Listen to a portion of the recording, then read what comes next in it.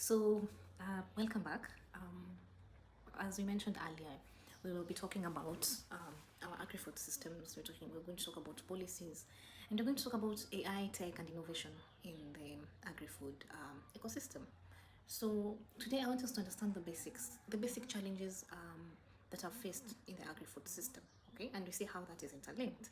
And then now we're going to introduce a systems approach in solving issues or problems in our agri-food system.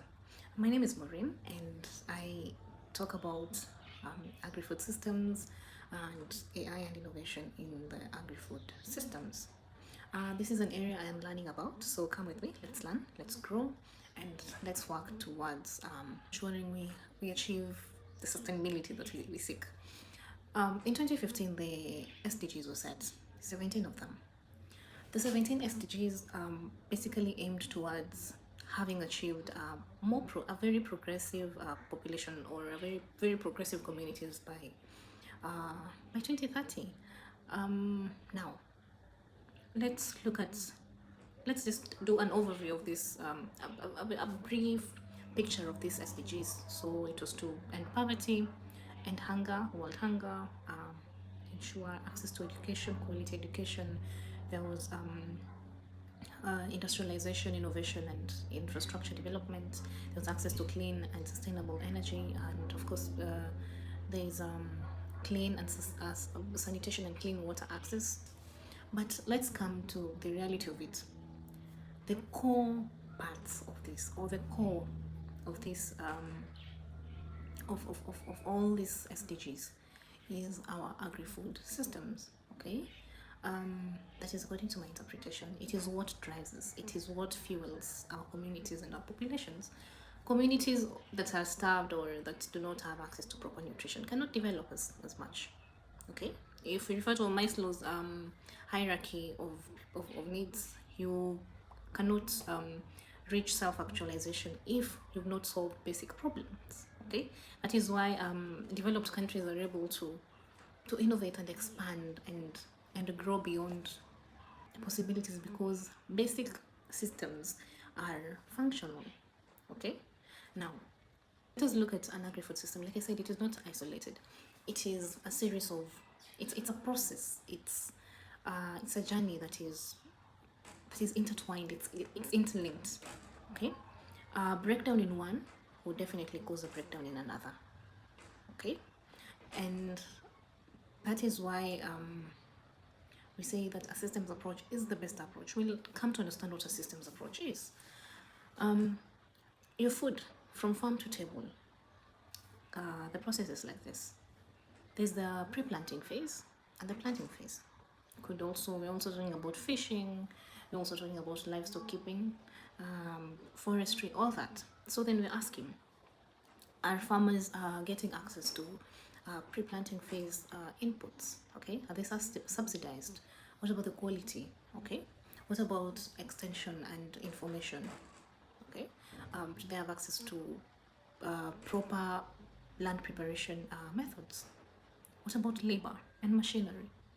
Okay, what about weed control, herbicides? And even if they have access, how are they using it? Because that again builds towards the sustainability that you're talking about, an overuse or a wrong use. What about, are they harmful? Okay, or what makes these herbicides? Do they have access to quality seeds? Okay, what about affordability of these seeds?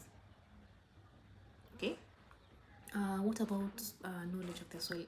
Can an average farmer, or how many farmers have access to soil analysis services? Do they know what their soils lack, or it's just blind application of fertilizers? See, now let's go to the planting itself. What about the environment, the climate? Is it favorable? Have the rains delayed? And if so, what happens to the planting season? Do they have access to irrigation, or do they have access to water? Okay, for their farms, right? What if the climate fails, or what if the rains overdo and the crop is destroyed? An average farmer is not insured. They don't have a way of coming back from that. It's a loss for them, right? Let's go to the harvesting, or even the whole planting phase. Do they have access to fertilizer?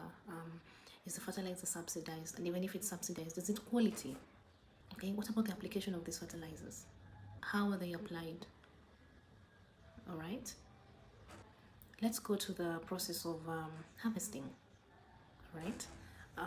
Do they have proper storage, labor? Let's go to processing and packaging. That goes to people who do value addition, or farmers who have gotten into value addition. Let's go to access to markets, distribution. Do these farmers have access to markets? How are the brokers affecting the market value of their products? And even if brokers are the link between them and the market, are the brokers exploiting them? Is there a way for these farmers to access markets directly without having to rely on brokers?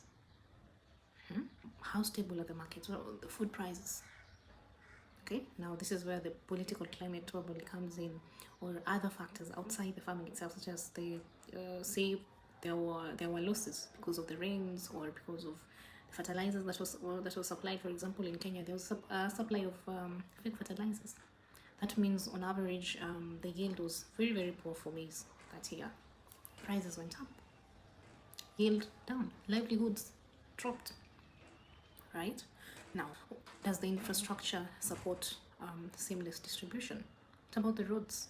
Do we have enough vehicles with coolers for perishable stuff? What about access to foreign markets, to exports?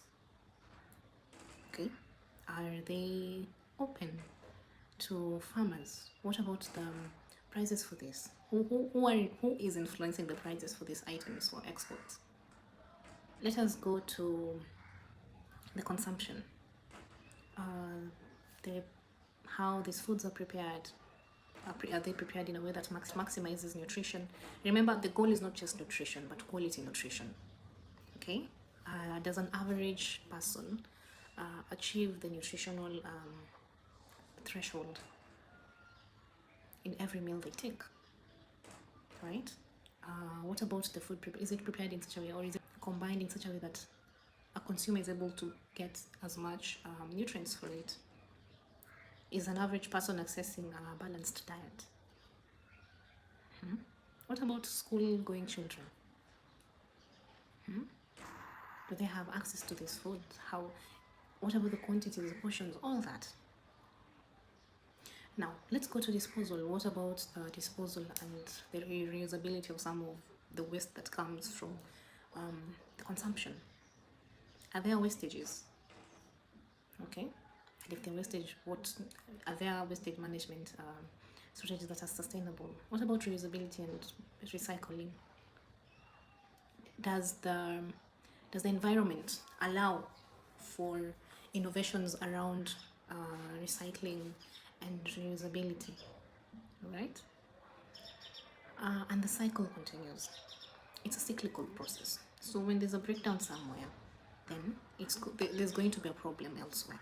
Now, this is where our systems approach comes in designing solutions, in designing policies.